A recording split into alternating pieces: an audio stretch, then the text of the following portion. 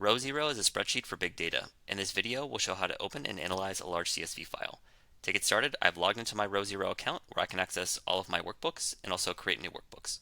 Let's open a new workbook to get started. First, I'll import a large CSV file, so I'll go to Data in the navigation. I can import from File, URL, or S3. I'll import from File, so let me select my CSV file. I'm going to import this flights dataset. So this is 10.6 million rows of US flights data from January 2024 to May 2025.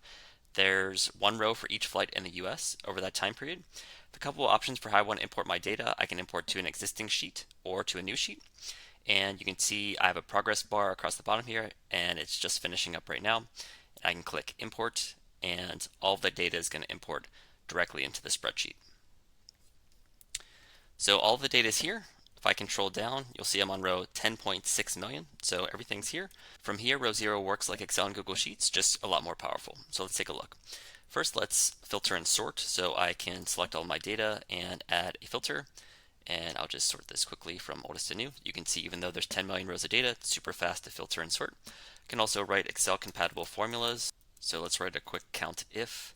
Select my column here. Let's look at flights delayed at least 10 minutes. So you can see that calculates instantly. Next, let's look at pivot tables. So I'm going to select my data here and go to Insert Pivot Table. Let's drop this pivot table on a new sheet. And I want to look at flight cancellations by month. So let's pull date to rows, and I have a number of options to choose for my date aggregation. I'll choose month, and I want to look at a count of flights. So I'll pull origin to rows and choose count as my calculation. And then I want to look at a sum of cancellations. And then I'll close that out. And I want to add a calculated column to my pivot table for cancel rate. So the way I do that is I write a formula in the first column to the right of the pivot table. So I'll do equals, and then I just select the column in the pivot table, sum of canceled divided by count of origin. That's going to give me my cancel rate. I can give this a new label up here for cancel rate. I can also format this. And pivot tables have built-in filter and sort. And I can also reference the columns in formulas. So let's just show that real quick with a quick sum. I'm going to sum this column. You can see what the syntax is. It's the cell that the pivot table starts in, and then a bracket, and then the name of the column. Next, let's create a chart. So I'll select the columns that I want to chart. And I'll go to Insert Chart.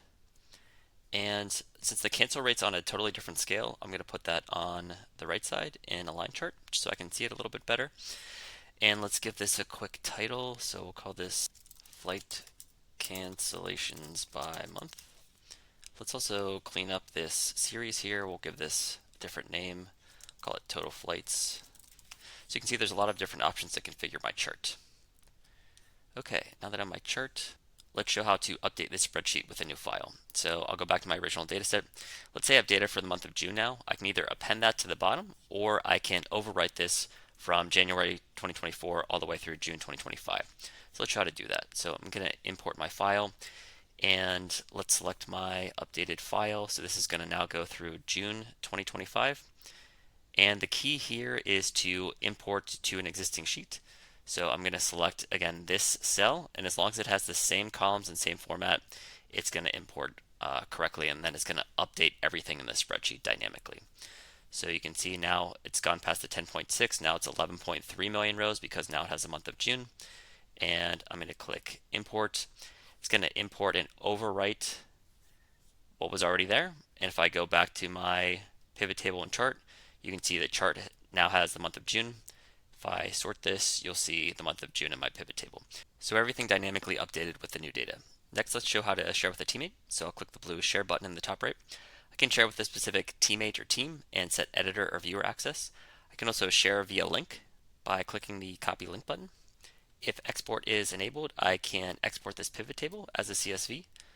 I can also go back to my raw data set, and I can go to File, download a CSV as well to export it as a CSV. Finally, if I want to use this spreadsheet as a starting point for a new variation, I can go to File, make a copy, and it will duplicate the spreadsheet. So as you can see, Row 0 makes it very easy to open and analyze large files, update your spreadsheet with new data, and collaborate with teammates.